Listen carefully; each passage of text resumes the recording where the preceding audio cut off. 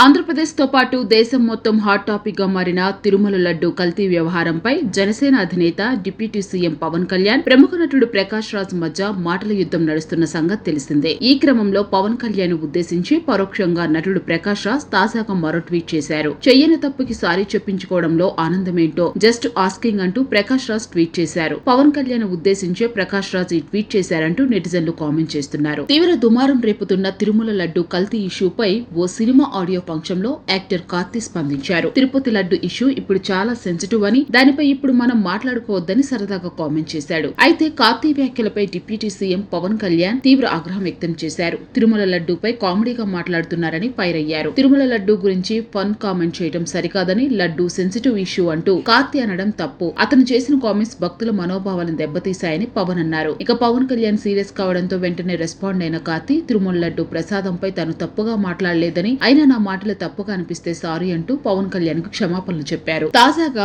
ఈ ఇష్యూ పైన ప్రకాష్ రాజ్ ఇండైరెక్ట్ గా ట్వీట్ చేసినట్లు స్పష్టమవుతుంది. లడ్డు విషయంలో చేయని తప్పుకి కార్తీతో పవన్ కళ్యాణ్ సారీ చెప్పించుకోవడం ఏంటని అర్థం వచ్చేలా ప్రకాష్ రాజ్ ఈ ట్వీట్ చేశారు. అయితే తిరుమల లడ్డు విషయంలో కార్తీ చేసిన వ్యాఖ్యల్లో తప్పే లేదని, పవన్ కళ్యాణ్ కాస్త ఓవర్ రియాక్ట్ అయ్యి కార్తీతో సారీ చెప్పించుకున్నాడంటూ ప్రకాష్ రాజ్ అభిప్రాయంతో నెటిజన్లు ఏకీభవిస్తున్నారు.